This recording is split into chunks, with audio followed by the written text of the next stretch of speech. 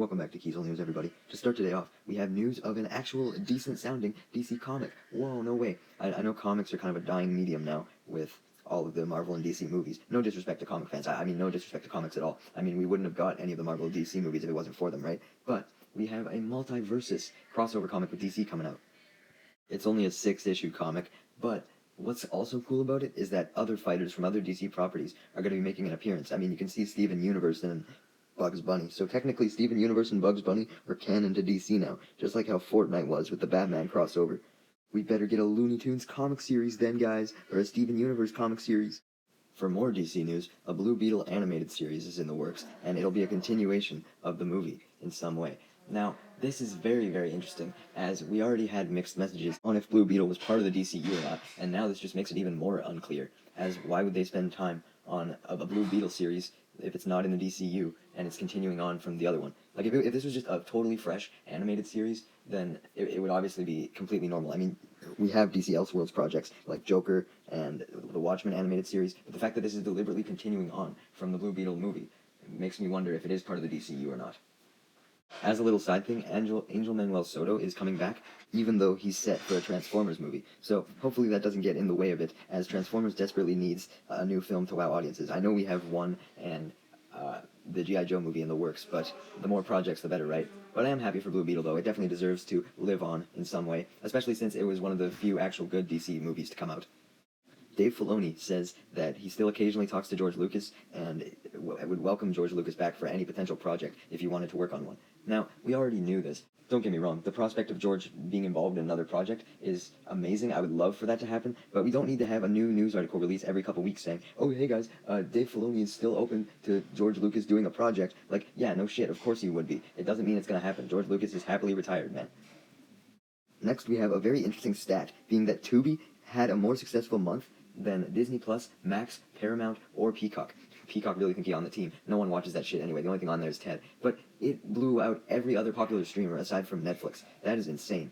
Now, I've heard of Tubi for a long time. I even heard about it before it kind of popped off recently here. I mean, I heard about it like back in 2020.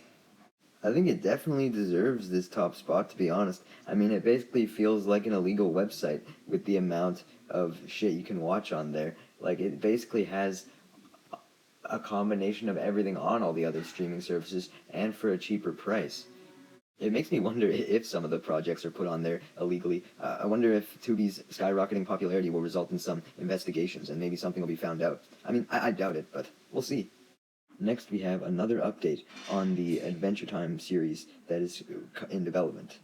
We previously got confirmation that it was going to follow Finn and Jake again, which already sounded redundant as Finn and Jake have had their ending, but now we know that it's just going to be an episodic series that follows them fighting monsters on epic quests. So what's stopping this from just being a new season of Adventure Time? Why call it a new series?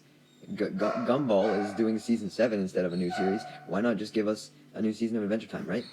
Next up, Valve is being sued in the UK for $843 million for using Steam's market dominance to overcharge players, reportedly. Now, $843 million, despite how big that number is, that's not going to put a dent in Valve in any way, shape, or form. It's the equivalent to suing Jeff Bezos for $1 billion. The only response you'd get from him is a yawn at best. But as for if the suing is justified, I stand by that I do not think so. The reasoning is supposedly because Steam is shutting out other people in the market, right? But who are we talking about here? There's plenty of other places where people buy PC games online. They don't just go to Steam. You have itch.io, hell, the Microsoft Store even, and that's not to mention all of the websites with free games like Newgrounds and everything. Like, it's because a lot of PC games are just free that you just download. You don't have to pay for. So a lot of people just go to Newgrounds and stuff anyway. Sure, Steam is the big kahuna. It's the boss of where you go to get games, but every industry has a leader.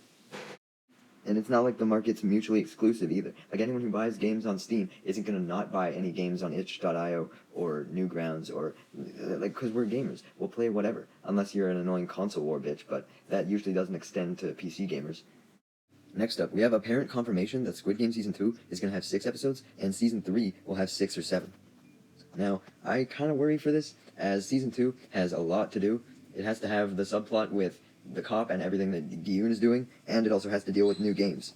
Now, I know that the first season did exactly that, dealing with a cop subplot and games, but I feel like Gi-yoon is going to demand a lot more screen time than the cop originally did in Season 1. And now we'll have less episodes to do it. Squid Game wasn't a show with a lot of padding either. It really used every moment that it had to put you on the edge of your seat. So any amount of time being taken away is definitely going to hinder it. I don't know, unless the director really thought that 6 or 7 episodes would be enough. And maybe he did, because I doubt budget was a problem. The show was the most popular one on all of Netflix. They probably would have gave him 20 episodes if he needed. I guess we'll see when the show releases, even though it feels like it's never going to.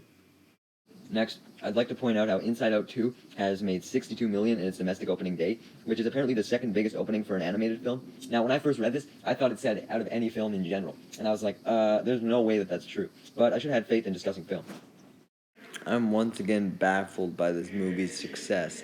Like, no one is talking about it outside of Twitter. How is it doing so well? Next up, we have a list of the most sold PS5 games of the US and Canada and the EU for this past month. I don't know how Madden continues to sell as well as it does. Like, who goes out and unironically buys a Madden game in this day and age? These games are just not in the zeitgeist at all. An even bigger surprise is Sea of Thieves being #1 in both the EU and the US and Canada. What? Like, I owe this game an apology. I shit on it during my Xbox video. And it's apparently popular as fuck. Comment below if you guys have ever actually played Sea of Thieves. I need to see if there's something rigged about this list. Now, all this talk about AI is going to lead us into our last story for today, which is that there is now an AI running for Parliament in the UK. Like, what the fuck is going on in the UK recently, guys? Like, we have a YouTuber running for Parliament, we have another prank YouTuber, and now we have an AI? Now, despite how against AI I am, I will admit that there does seem to be some positives to having an AI representative. I mean, you can have them available at any point to answer any question because they don't have any limitations like sleep or eating or other schedules. This thing would just be entirely wired in to being a politician with and there would be no risk of corruption either, as it's an AI. Sure, the guy who is based on Steve Endicott will still be involved with the AI, but the AI is going to be the one making all of the decisions at the end of the day, so anything that Steve Endicott wants shouldn't get in the way. So not having a corrupt president or prime minister of any kind would actually be very beneficial. However, there's also the obvious drawbacks with AI, being that it is very limited in knowledge, and any knowledge that it does gain could have been from the internet where it has a biased viewpoint, and this could make the AI develop these biased viewpoints. So there's definitely some serious risks with this, and I definitely don't think that overall we should be having AI presidents. I doubt this will be successful, though, as one thing that every politician needs in some form is to be able to connect with the voters, right? And I doubt that an AI at this stage would be able to connect with voters, unless Steve Endicott plans to do all the socializing and then just leave a lot of the decision-making up to the AI. So long as he kept his views content with the AI's, you don't want to have contradictory views.